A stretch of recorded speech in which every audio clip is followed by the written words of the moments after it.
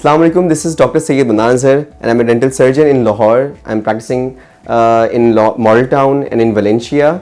I have done BDS and उसके बाद C ortho, C implant and मेरी जो फील्ड ऑफ इंटरेस्ट है वो कॉस्मेटिक्स है। आज का हमारा जो टॉपिक है वो एक्चुअली वो टॉपिक नहीं, वो एक क्वेश्चन है कि कुछ पेशेंट जो है वो हमसे वो अक्सर पूछते हैं कि वो कैसे अपने दांतों की एस्थेटिक्स, उनकी लुक्स, उनका कलर वो कैसे इंक्रीज़ कर सकते हैं और इम्प्रूव कर सकते हैं। जो इम्प्रूव करने की जब हम बात करते हैं तो हमारे पास 2-3 ऑप्शंस आ जाती हैं।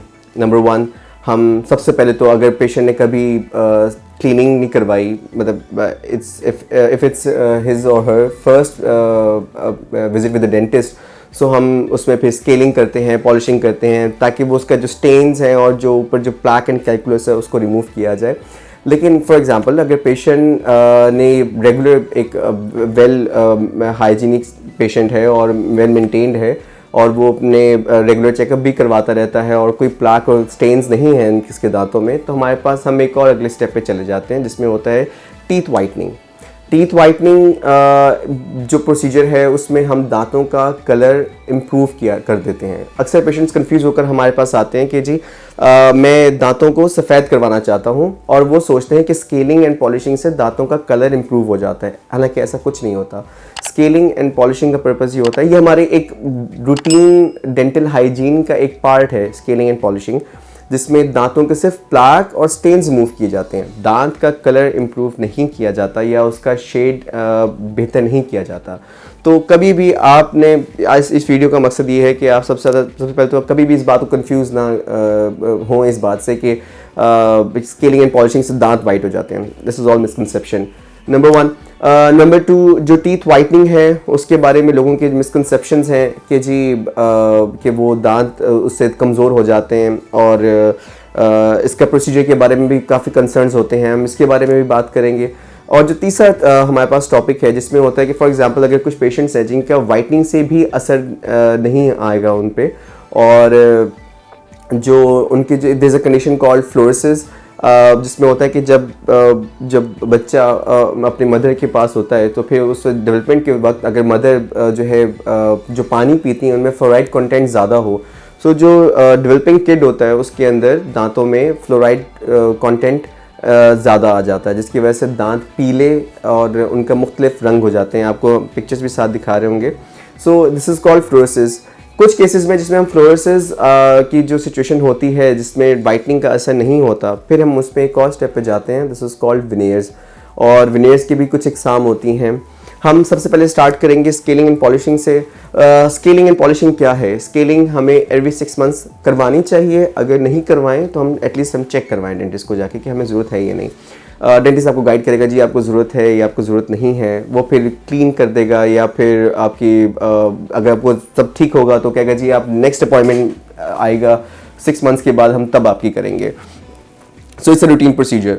जो नेक्स्ट स्टेप है वो है आपकी वाइटनिंग। अगर आपकी स्केलिंग पॉलिशिंग से आपके बाद आप सेटिस्फाई नहीं हैं, आप चाहते हैं कि आपके दांतों का कलर इंप्रूव हो, सो हमें फिर वाइटनिंग करनी होती है। वाइटनिंग के सबसे पहले मैं आपको प्रोसीजर बताऊंगा कि हमारे पास पेशेंट्स आते हैं और उनके जो कंसर्न्स होते हैं वो सबसे पहले वो ये होते हैं कि जी हमारे जो दांत हैं वो कितने वाइट हो जाएंगे। तो कोई अपने माइंड में कोई हाई होप्स या कोई जो ना एक ऐसा कुछ अनरियलिस्टिक अप्रोच से आप ना आएगा हमारे पास या ना जाएगा डेंटिस्ट के पास कि कोई दांत हम जब वाइटनिंग करवाएंगे तो दांत कोई बहुत ज़्यादा वाइट हो जाएंगे और बिल्कुल शाइनी हो जाएंगे, सब कुछ ऐसा होगा। लेकिन ऐसा नहीं होता। जो किट्स यूज़ करते हैं हमारी फोकस यही होता है कि वो रियलिस्टिक अप्रोच रहे, कुछ फेक ना लगे। क्योंकि जस्ट इमेजिन कि अगर आपके दांत बहुत ज़्यादा पर्ली वाइट और बहुत शाइनी होंगे और बहुत ट्विंकली होंगे, सो आप कहीं भी कोई स्माइल करेंगे तो वो बहुत फेक लगता है।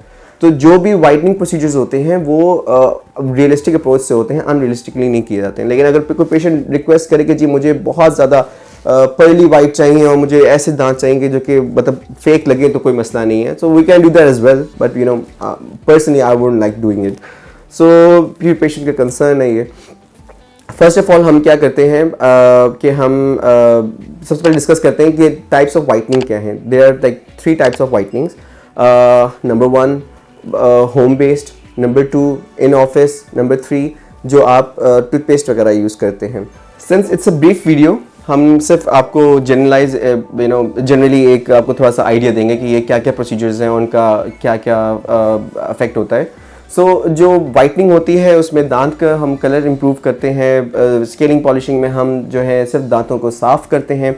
एंड जो अगला प्रोसीजर आ जाता है जो इसमें विनेयर्स होते हैं, तो उसमें ये होता है कि अगर फॉर एग्जांपल कुछ पेशेंट्स के जो वाइटनिंग का असर नहीं आ रहा, सो फिर हम उन पे विनेयर्स कर देते हैं। विनेयर्स क्या होता है कि हम दांतों के ऊपर एक छोटी सी हम शेव ऑफ कर देते हैं, जो सबसे जो आउटर मोस्ट लेयर होती है दांत की, उसको शेव ऑफ करके वहाँ पे एक नई लेयर लगा देते हैं, जिसका जो कि इसका शेड भी लाइटर होता है और पेशेंट की कंसर्न के मुताबिक होता है कि वो जिस तरह से भी चाह रहा हो, तो हम उसको अपने हिसाब से मोल्ड कर सकते हैं।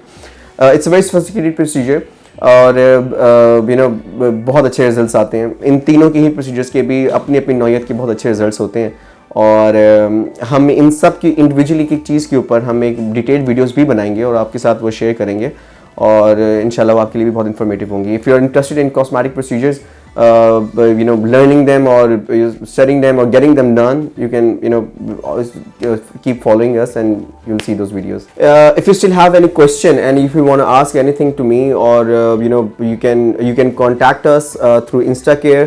डिटेल्स नीचे आपके वीडियो में आ रही होंगी। अगर आपको फ़ौरन ही कोई इंस्टेंट रिप्लाई भी चाहिए तो हमें कॉल भी कर सकते हैं, नहीं तो आप हम नीचे कमेंट्स में भी अपने जो कोई भी कंसर्न्स हैं आप वो मेंशन कर सकते हैं, तो हम आपको वहाँ भी रिप्लाई करेंगे। और थैंक यू।